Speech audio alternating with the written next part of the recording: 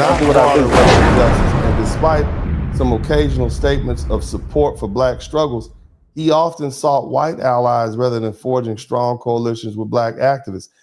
His organization, the UFW, or the United Farm Workers, actively opposed hiring black workers, particularly in California, where black and Filipino workers were often pitted against the Latino laborers in these disputes.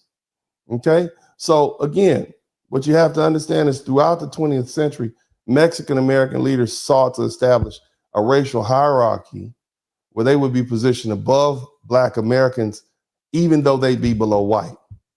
Okay? And Latino leaders openly argued against being grouped in with black people, fearing that this association would threaten their pursuit for whiteness. There was a famous case, the 1947 case, Mendez versus Westheimer. And I showed you guys the pictures. There was a little girl, her cousins attended the school with white kids. There was a black school across town or whatever in the neighborhood, but her cousins attended the school with the white kids. They wouldn't let her in because she was brown. So her father sued 4 of the districts. They argued that she should be allowed in because she's white, even though clearly her skin color was not white, but she should be classified as white. The court said, well, because the school board said, well, no, we're going to establish a separate school for Mexicans. And so we're going to have a white school, a black school, and a Mexican school.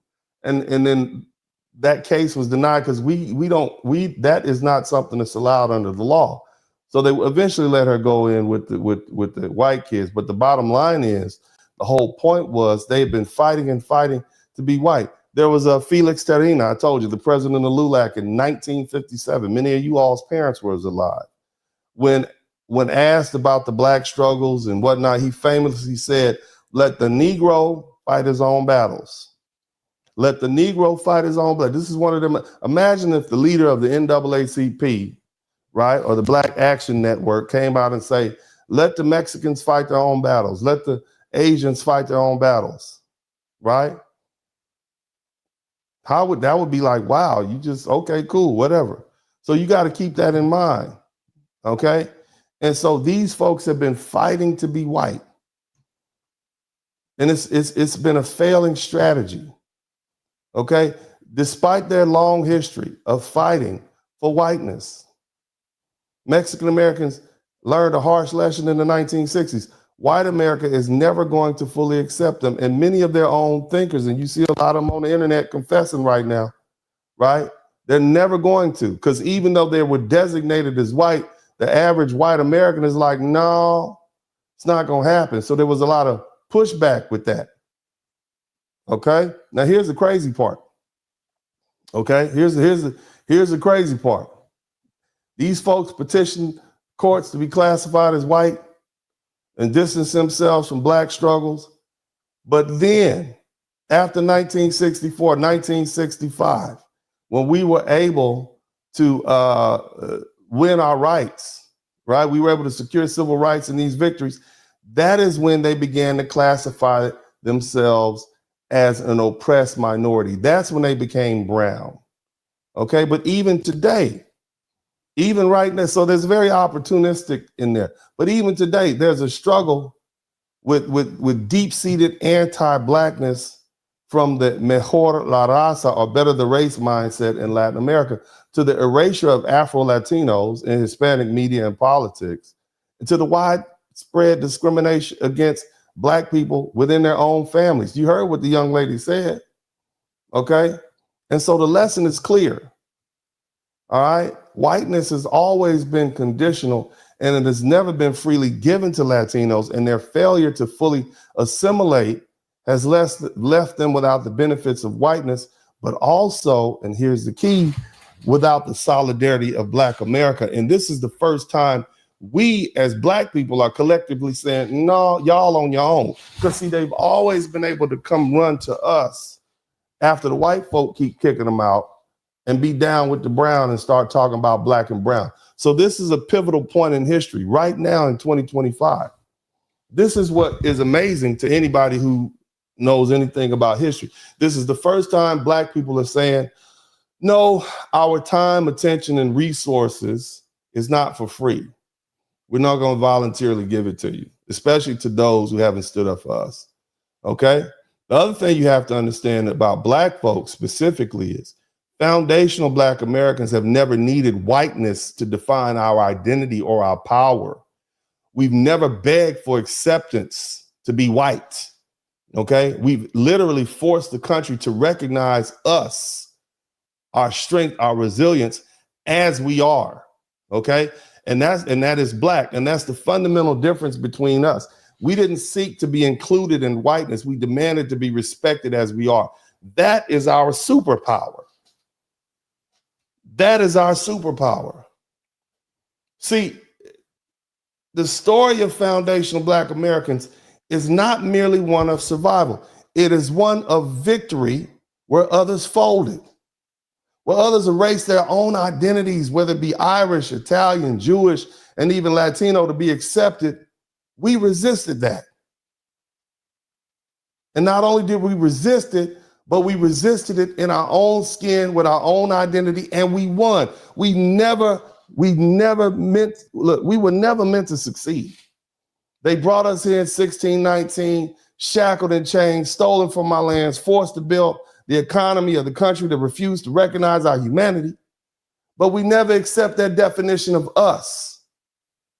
So while others assimilated and surrendered their languages and changed their names and begged for whiteness, we held on to our identity and forced America to reckon with our presence as we are. We didn't come to America as immigrants seeking an opportunity. We were brought here by force against our will. We did not get a chance to blend in because white society made it clear that we were not wanted. But instead of shrinking, we grew. Instead of disappearing, we built. Instead of begging, we demanded. Nat Turner in 1831, Denmark Vesey in 1822, the Stonewall Rebellion in 1739 proved that we would burn the plantation down before we let them define us. Harriet Tubman led her people to freedom without permission, without approval, without apology as a Black woman. Look at the Maroons of Florida and the Black Seminoles. They waged decades-long guerrilla wars against the U.S. government, forcing them to spend millions of dollars and countless soldiers trying to suppress Black resistance. Not wannabe white resistance, Black resistance. How can I take somebody serious? You standing up against me on one hand, and on the other hand, you begging to be with me. That's why these folk don't have that level of power and strength that we have.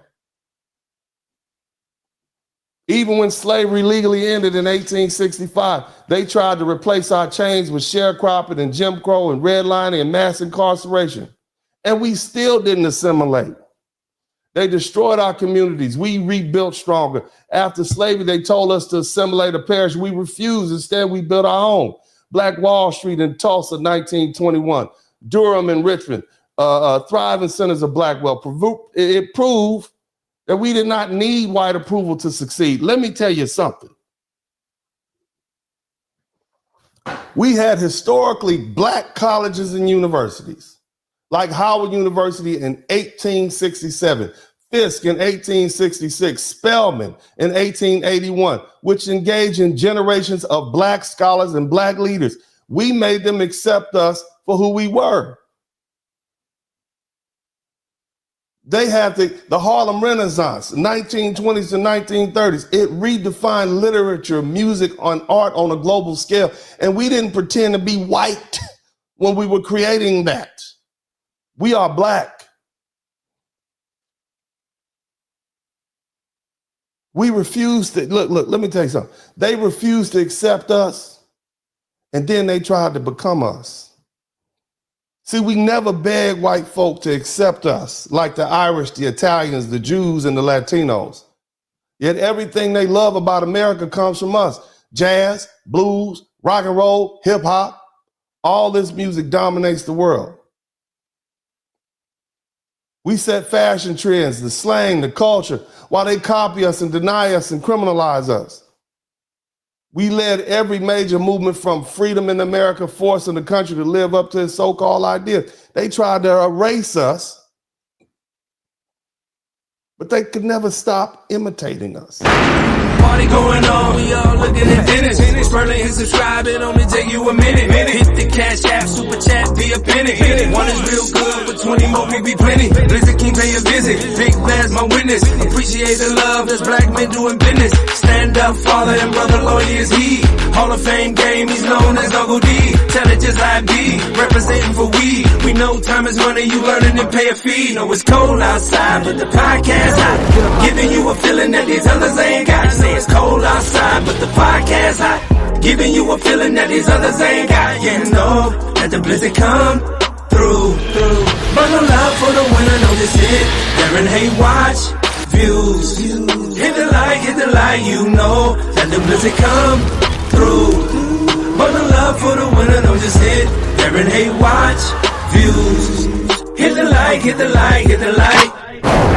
We still look at all the beautiful music that we've created. That's what's on the inside of us. We are wonderful people.